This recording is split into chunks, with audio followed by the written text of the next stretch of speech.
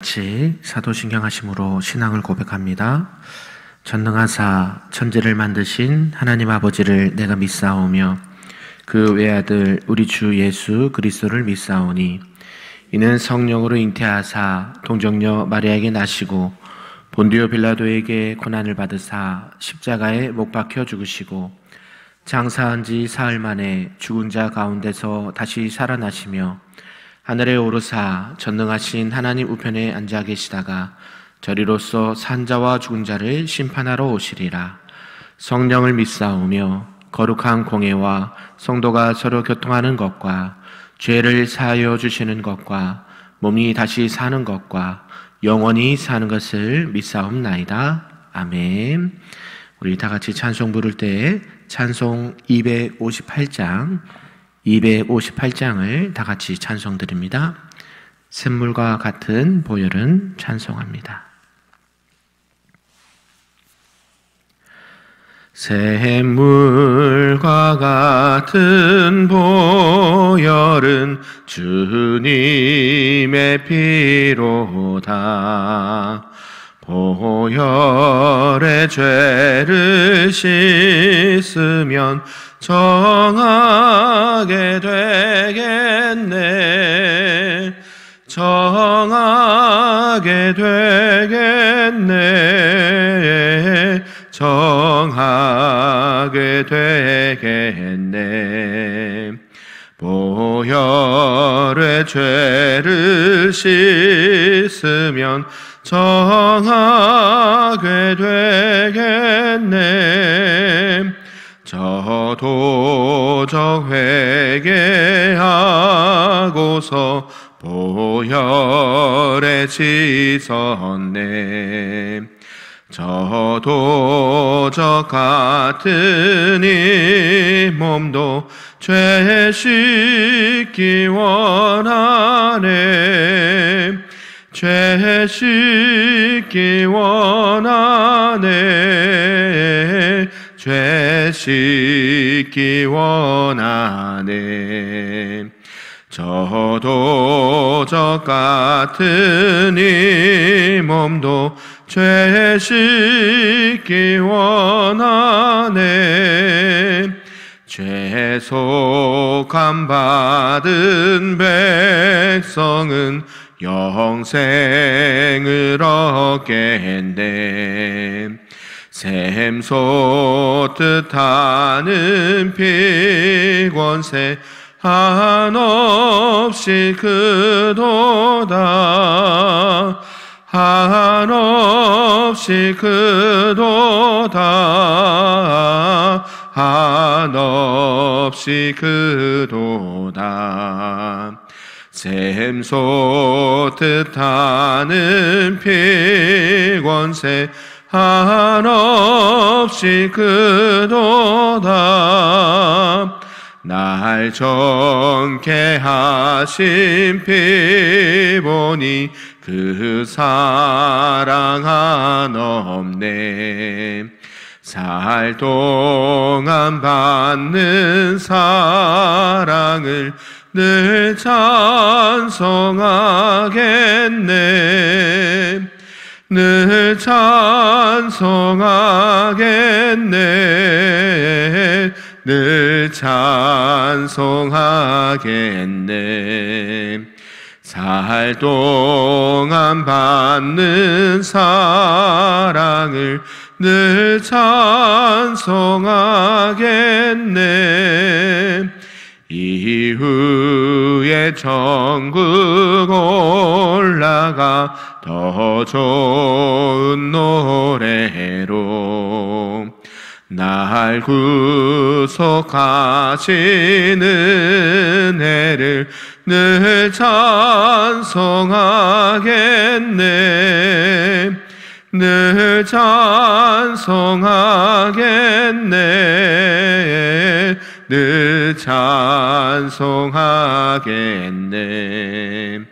날 구속하신 은혜를 늘 찬송하겠네. 아멘.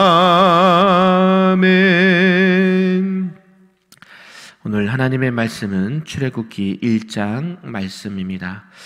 오늘부터 이제 출애굽기로 해서 계속 한 장씩 이렇게 이어서 말씀을 살펴보도록 하겠습니다.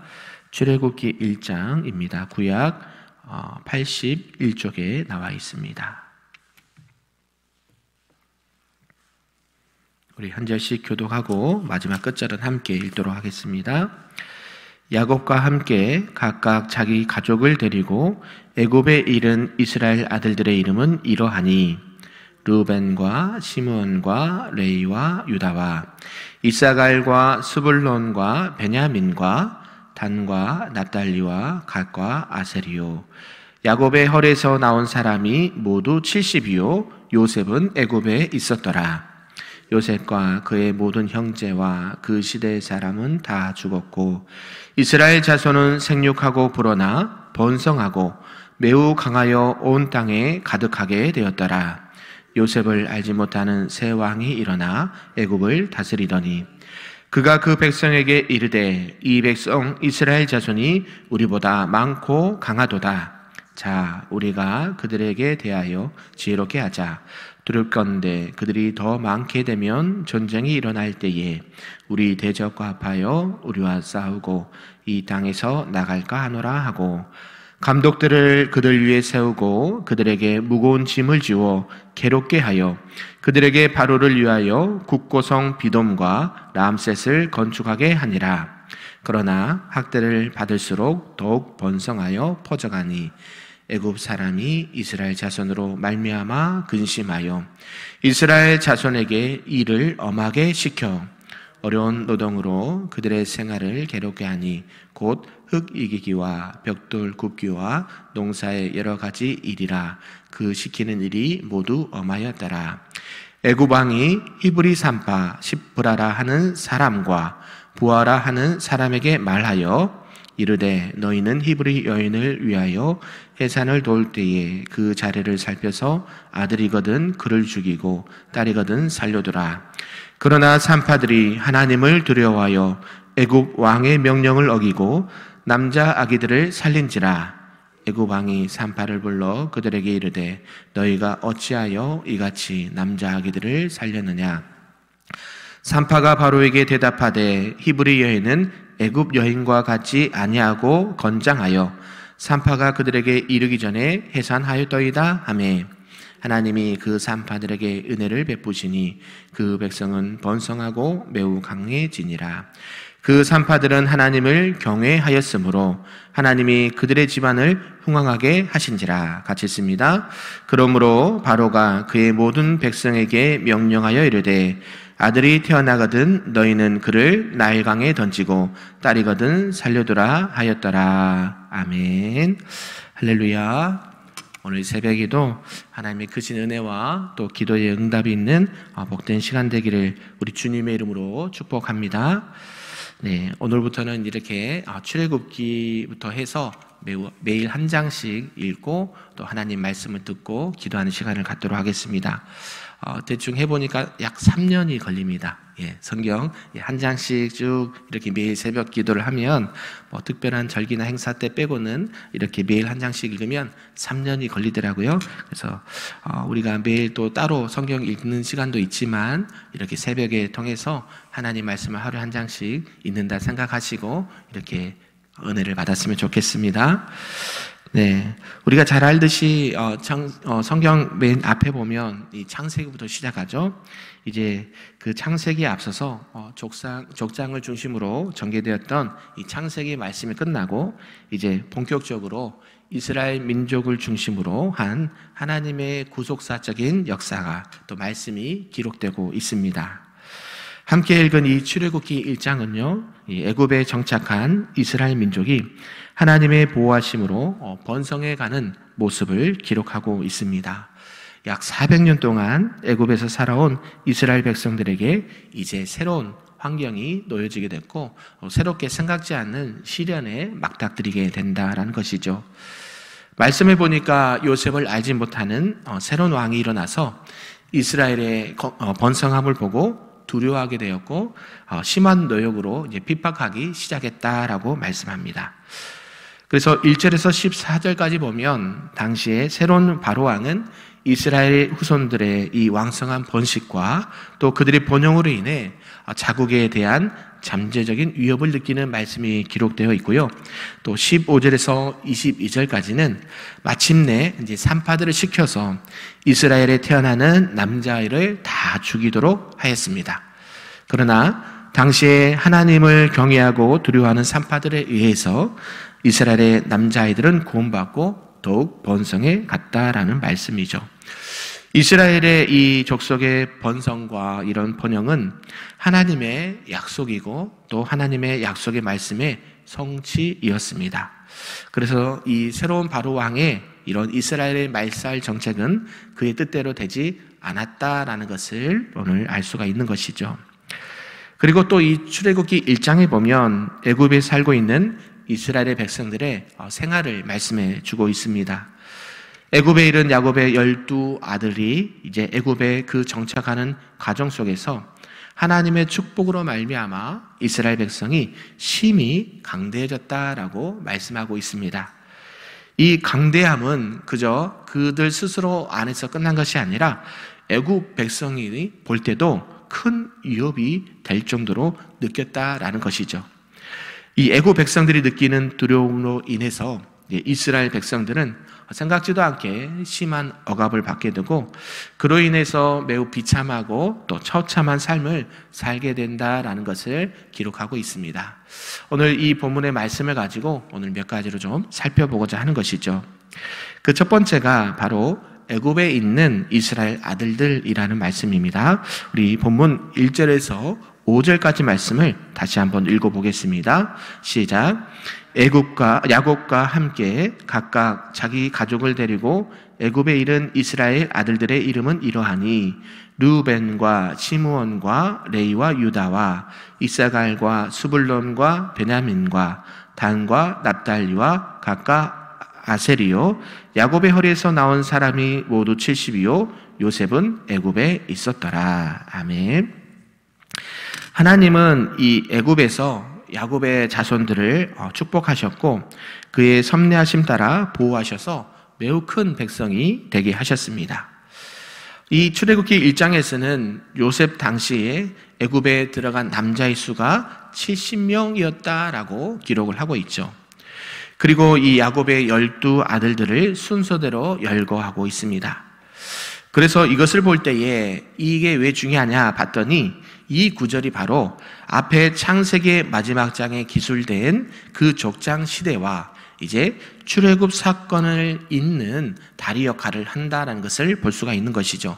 그냥 갑자기 이 야곱의 이스라엘 백성들이 갑자기 나타난 게 아니라 하나님께서는 그 창세기 끝에서부터 이제 출애굽기를 잇는 그런 브리지 역할을 하는 것을 보게 되는 것이죠. 이제 시간이 흘렀습니다. 그리고 요셉을 포함하여 당시의 사람들은 모두 죽게 된다는 것이죠. 그러한 가운데 이 야곱의 자손들은 이제 몇 세대를 지나지 않아서 하나님께서 약속하신 대로 복을 받아 큰 민족을 이루게 됩니다. 하나님 앞에 우리가 복 받는 것 중에 하나가 무엇이냐면 바로 생육하고 번성하고 땅에 충만하게 되는 것이 하나님의 축복인 것을 알 수가 있는 것이죠. 오늘날에도 우리나라 어떻습니까? 결혼도 잘 하지 않고 이렇게 자녀도 잘 낳지 않고 낳아도 한두 명밖에 낳지 않은 것 보지 않습니까? 이 자손의 번성은 우리 사람의 생각으로 볼 것이 아니라 하나님께서 복을 주시면 자손이 번성하게 된다라는 사실을 꼭 기억하셨으면 좋겠습니다. 하나님께서 자녀를 잉태할 때도 복되다라고 말씀하시고 기업이다라고 말씀하시지 않습니까?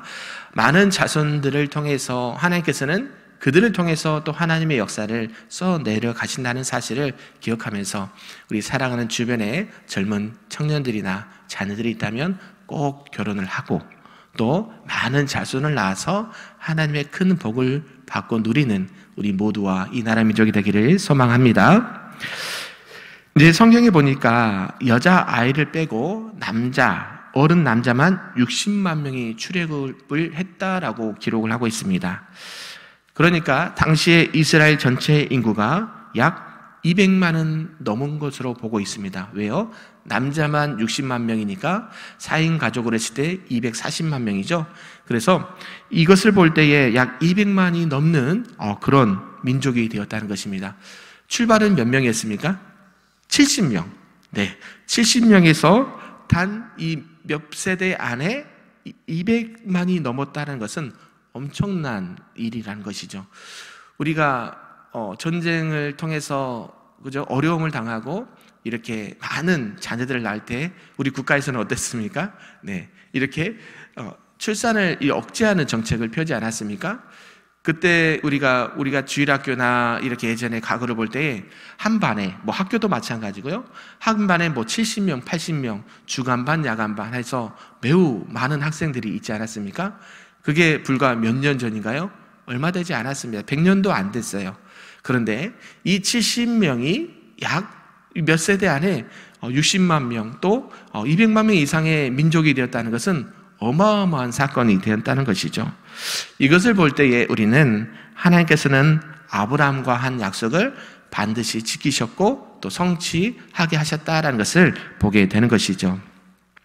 그러므로 우리가 늘 바라볼 때에 우리의 사람의 생각으로 이렇게 판단하고 이렇게 생각하는 것이 아니라 하나님께서 하시면 인구뿐만 아니라 모든 것도 가능하다라는 사실을 기억하셨으면 좋겠습니다.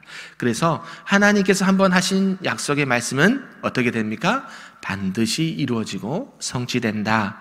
또 내 때가 아니더라도 우리 자녀들과 다음 세대들에게 반드시 이루어진다는 사실.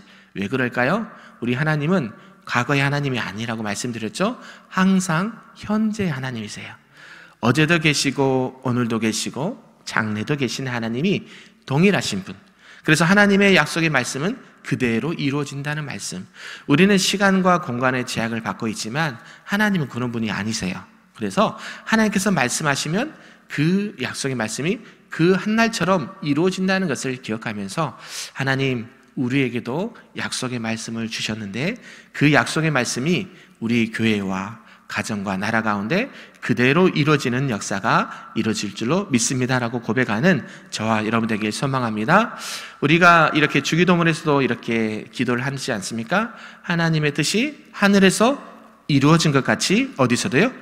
땅에서도 이루어지리라. 하나님의 약속의 말씀이 선포되면 그 말씀이 우리가 이 땅 가운데 살아가는 그 가운데도 그대로 이루어진다는 사실을 꼭 기억하시면서 그 언약의 말씀을 반드시 지키시고 행하시는 저와 여러분 되길 소망합니다.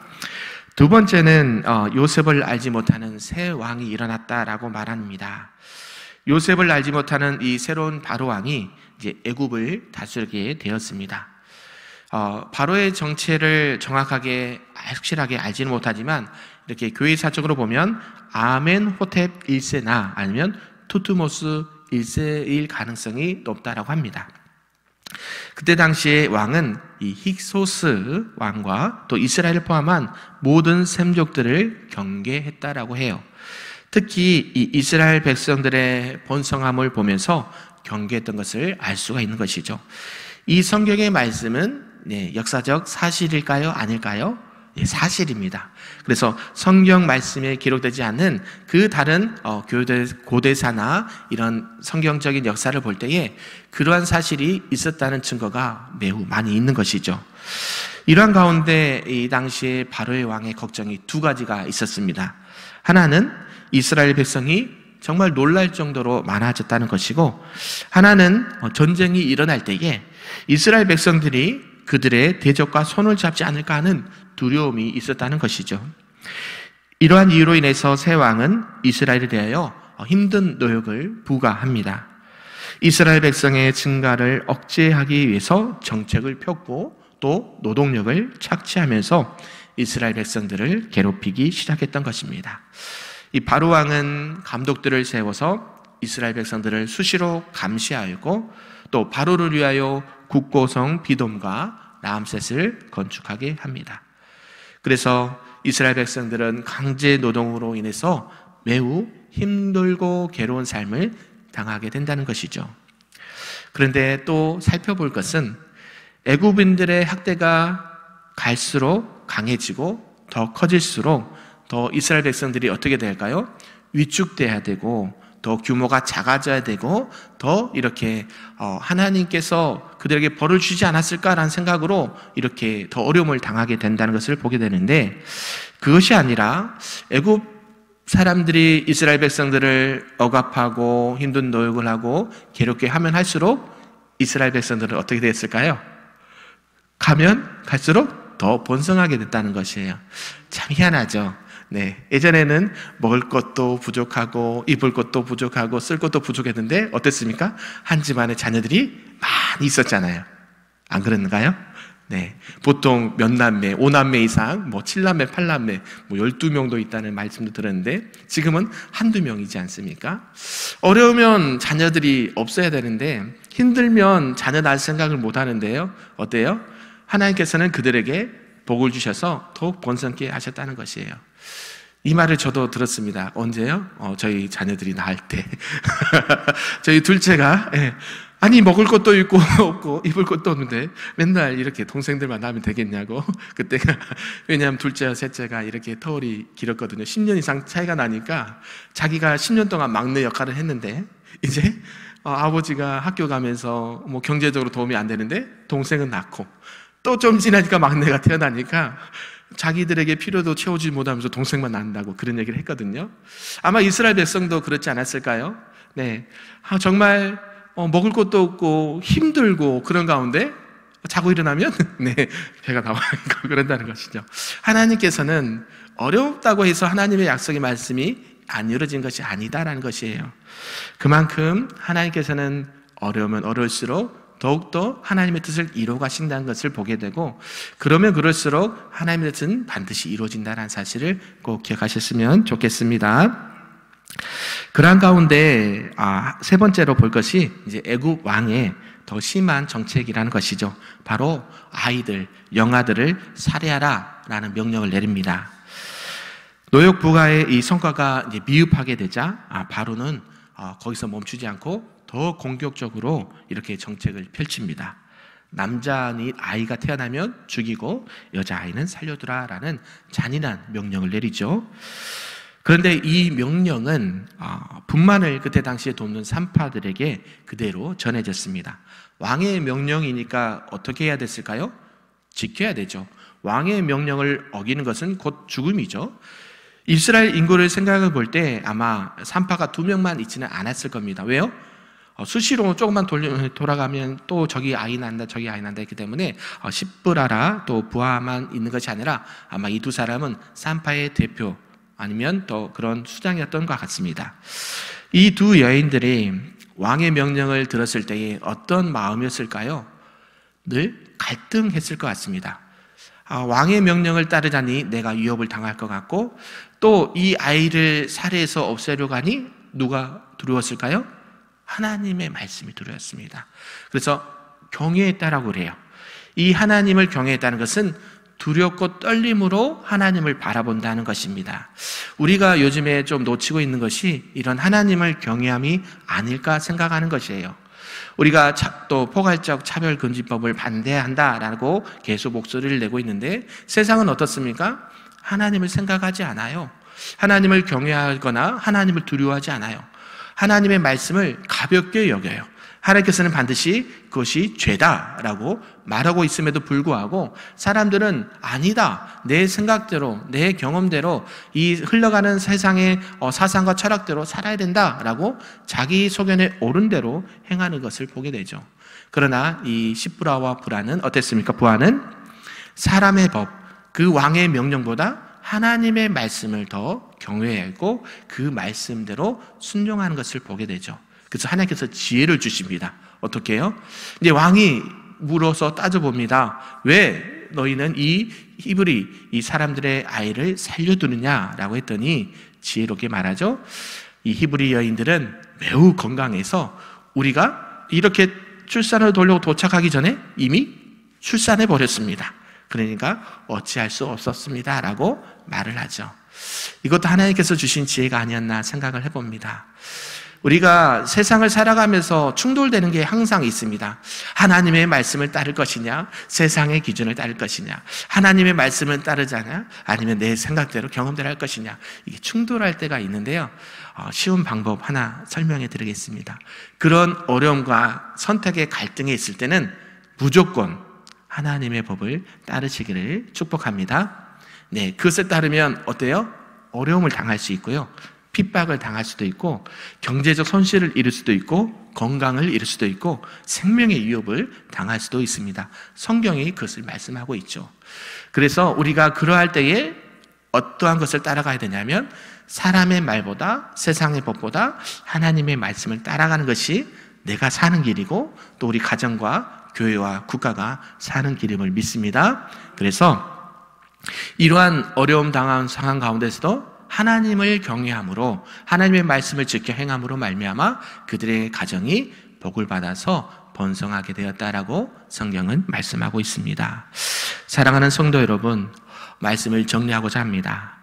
오늘 애굽에 이른 이스라엘 백성들은 하나님의 축복으로 말미암아 번성하게 되었고 큰 민족을 이루었습니다.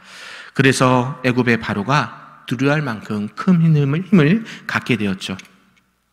이러한 사실은 결국 하나님의 언약의 말씀, 하나님의 약속의 말씀이 생각나게 되고, 그 하나님의 손길이 또 이스라엘 백성과 늘 함께하고 있었다는 것을 알 수 있습니다. 이러한 축복이 이스라엘 백성들은 애굽에서 심한 학대를 경험하게 되는 그런 어려움도 있었지만, 학대를 통해서 하나님께서는 그 이스라엘 백성들을 구원하실 계획을 세우셨고, 나중에는 결국 출애굽 시키시는 것을 보게 되는 것이죠. 우리가 살아갈 때에 잊지 말아야 할 것은 내 환경의 어려움, 당장에 있던 인생의 문제보다도 하나님의 언약의 말씀, 또 그 약속의 말씀을 우선적으로 항상 기억하고 그 말씀을 따라 살아가시는 저와 여러분에게 소망합니다. 그리할 때에 그 하나님의 구원의 은총과 하나님의 은혜가 우리 모두에게 나타날 줄로 믿습니다. 그래서 우리와 늘 함께 하시는 하나님께서 생육하고 번성하고 땅에 충만하여서 하나님의 나라를 세워가고 하나님의 백성들을 하나님께로 잘 인도할 수 있는 언약의 백성들이요, 삶이요, 사역들이 될 수 있기를 우리 주님의 이름으로 축복합니다. 아멘. 다 같이 기도하겠습니다.